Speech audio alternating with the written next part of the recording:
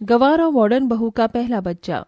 मा, मामी जी, आप अभी तक रेडी नहीं हुई? हमें किसी पार्टी के लिए जाना था ना। तान्या बहू, बस 10 मिनट।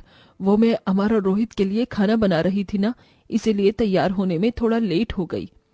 एक तो ये आजकल की मेड कितनी ज्यादा कामचोर है, रोज न रोज कोई ना कोई बहाना लेकर घर जल्दी चली जाती है।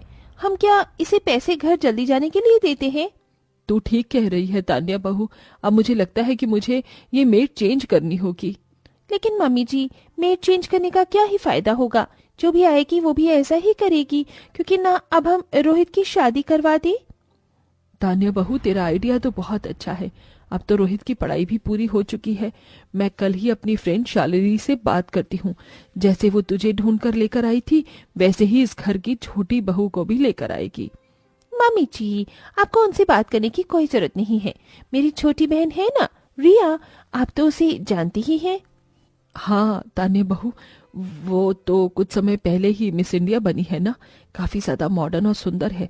अगर रिया मेरे घर की छोटी बहू बन जाए तो हर कोई हमसे जलेगा। दोनों सास बहू आपस में काफी देर तक बातें करती रहती हैं और तैयार होकर किटी पार्टी के लिए निकलती हैं। शिवानी जैसे ही अपना घर का गेट खोलती है, वैसे ही उसके सामने उसका छोटा बेटा रोहित एक लड़की का हाथ पकड़े खड़ा होता है। रोहित, ये लड़की कौन है और तूने इसका हाथ क्यों पकड़ रखा है? सासू जी, हम त्योहार बहू रिया हैं। What is it saying? Rohit, ये लड़की क्या बोल रही है? माँ, इसका नाम झुमरी है और मैंने झुमरी से मंदिर में शादी कर ली और अब से ये आपकी बहू है। पिछले महीने जब मैं छुट्टियां मनाने के लिए गांव गया था तो वहां मुझे झुमरी मिली थी। क्या? ये क्या कहा तूने? इस गांव की गवार लड़की से शादी कर ली तूने? क्या बोल रहा है? होश में तो है ना? हाँ रोहित, ये तुमने क्या किया? इस गवार लड़की को तुमने हमारे खानदान की बहू बना दिया। अरे सासू माँ, भाजाई, काहे इतनी परेशान होवत हो? अब हम भी इस घर की बहू हैं, हमरा स्वागत नहीं करोगे? माँ, भाभी, गुस्सा मत कीजिए। झुमरी भले ही गांव की है, लेकिन बहुत अच्छी लड़की है। आप सब देखना, ये जल्दी ही हम लोगों के सारे तौर तरीके सीख जाएगी। शिवानी और तान्या दोनों जानते थे कि वो अब दोनों कुछ नहीं कर सकते हैं, इसलिए वो न चाहते हुए भी झुमरी का गृह प्रवेश करते हैं और ऐसे ही पहला दिन गुजर जाता है। मम्मी जी, ये धुआं कहाँ से आ रहा है? पता नहीं बहू, खास खास कर मेरे तो सीने में दर्द शुरू हो गया है। लगता है ये किचन की तरफ से आ रहा है। कहीं किचन में आग तो नहीं लग गई? तान्या शिवानी खांसते हुए जल्दी जल्दी किचन में जाती हैं, जहां वो देखती हैं कि झुमरी उनके किचन में बैठकर मिट्टी के चूल्हे पर खाना बना रही है। ओ गवार, क्या कर रही है तू? पूरे किचन में धुआं धुआं कर दिया है। अगर तुझे खाना ही बनाना था तो गैस से बना सकती थी ना। अरे भजाई, सासू जी, आज हमारी पहली रसोई की रस्म है, इसलिए हम आप सबके लिए स्वादिष्ट भोजन बनावत हैं। हमें ये शहरी चूल्हे पर खाना बनाना नहीं आवत है, इसीलिए हमने आंगन से मिट्टी लेकर रसोई घर में चूल्हा बना दिया। ओह गॉड, क्या मुसीबत है! ये रोहित किस गवार को बहू बनाकर ले आया है? पूरा किचन इसने काला कर दिया। मम्मी जी, चलिए यहाँ से, वरना खास खास कर तो हम दोनों पागल ही हो जाएंगे। झुमरी के गवारपन से शिवानी और तान्या अब दोनों ही परेशान रहने लगी थी। दिन पर दिन झुमरी की बढ़ती गवार हरकतों से घर में सबका जीना हराम हो गया था।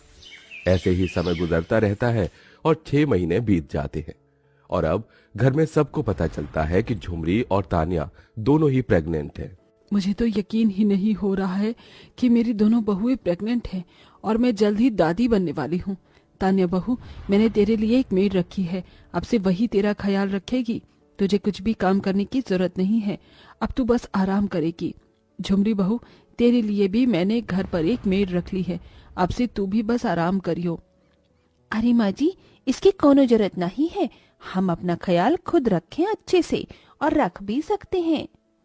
प्रेगनेंसी की हालत में जहां तान्या दिन भर आराम करती है और अच्छी अच्छी हेल्दी चीजें खाती है, तो वहीं झुमरी दिन भर घर के सारे काम करती है। अरे झुमरी बहू, कब से देख रही हूँ तू काम ही करे जा रही है। एक काम कर, तू ये फल खा ले। अरे नहीं माँ जी, हमको ये फल नहीं खाना। कल रात की सब्जी रखी हुई है, उसी के साथ 2 रोटी खा लेंगे। आप ये फल खुद खा लीजिए, इन फलों की जरूरत आपको ज्यादा है।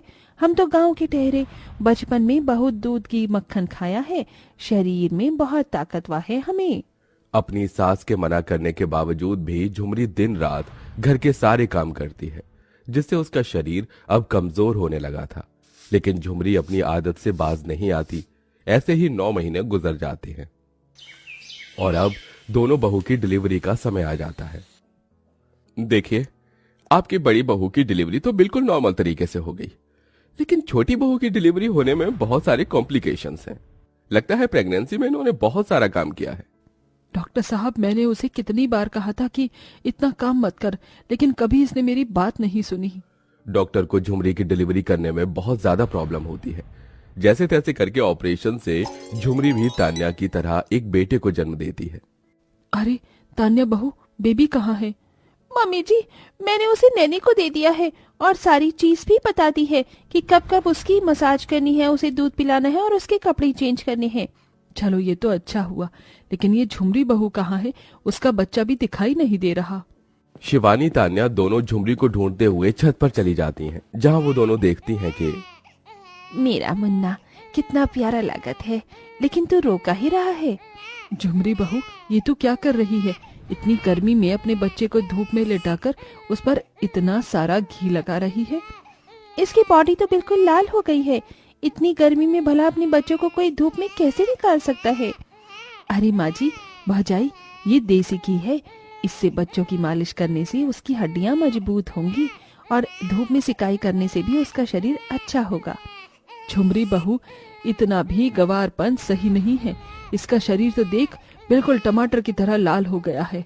अपनी सास और तान्या के कहने पर भी झुमरी अपनी गवार हरकतों से बाज नहीं आती और अपने बच्चे के साथ दिन पर दिन कोई ना कोई गवार हरकतें करती ही रहती है।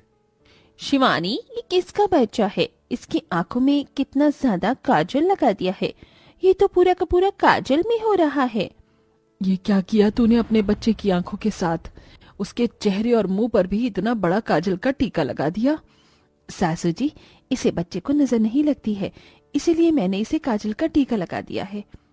बच्चे की आंखों में ज्यादा काजल लगाने की वजह से झुमरी के बच्चे की आंखें अब ज्यादातर लाल ही रहती थी, लेकिन झुमरी इन सब चीजों को देखकर भी अपनी गवार हरकतों को नहीं छोड़ती। मेरा मुन्ना अब दूध के साथ साथ रोटी भी खाएगा। ये ले मुन्ना, चल रोटी खा। झुमरी बहू, ये तेरा बच्चा अभी 3 महीने का भी नहीं हुआ है और तू उसे रोटी खिला रही है। अभी से रोटी खाएगा तो ही इसके शरीर में जान आएगी। मेरा मुन्ना को जल्दी जल्दी बड़ा भी तो होना है। झुमरी के दिन पर दिन बढ़ रहे गवारपन की वजह से अब शिवानी और तान्या को झुमरी के बच्चे की फिक्र सताने लगी थी। अपने बच्चे को रोज रोज गर्मी के मौसम में 2-2 घंटे धूप में रखने की वजह से और गर्म कपड़े पहनाने की वजह से अब झुमरी के बच्चे के शरीर के ऊपर लाल लाल निशान और दाने निकल आए थे, जिसे देख शिवानी जल्दी से डॉक्टर को बुलाती है। जब आप लोगों को बच्चा पालना नहीं आता तो बच्चा पैदा क्यों करते हैं? इतनी गर्मी में भला बच्चे को क्या कोई सर्दियों के मौसम में ऐसे कपड़े नहीं पहनाता है? इसका शरीर तो देखिए, बिल्कुल लाल हो रखा है और ये दाने, इससे बच्चों को कितना दर्द हो रहा होगा। ये आप सोच भी नहीं सकते हैं। बच्चे का शरीर के अंदर से भी ठीक नहीं लगता है। लगता है आप लोग इसे दूध के अलावा भी कुछ और खिलाते हैं। अरे 3 महीने के बच्चे को दूध के अलावा और क्या खिला सकते हैं? अगर आप लोग मुझे समय पर नहीं बुलाते तो ये बच्चा तो हफ्ते भर में ही मर जाता। सुन लिया तूने? क्या कह रहे हैं डॉक्टर? तेरी वजह से आज तू अपने बच्चे को खो सकती थी। अरे गांव से होना कोई बुरी बात नहीं है, लेकिन इसका मतलब ये नहीं कि अपनी गवार हरकतों से किसी की जान लेने पर तू उतारू हो आए। हर चीज देसी तरीके से हो या जरूरी नहीं है। कभी कभी मॉडर्न तरीके से की गई चीज भी अच्छी होती है। सासू जी, भौजाई, हमारे को माफ कर दीजिए। अपनी देसी और गवार तरीके में हम इतना ही खो गए थे कि अपने बच्चे का दुख भी समझ ना पाए, लेकिन अब से हम मॉडर्न तरीका अपनाएंगे।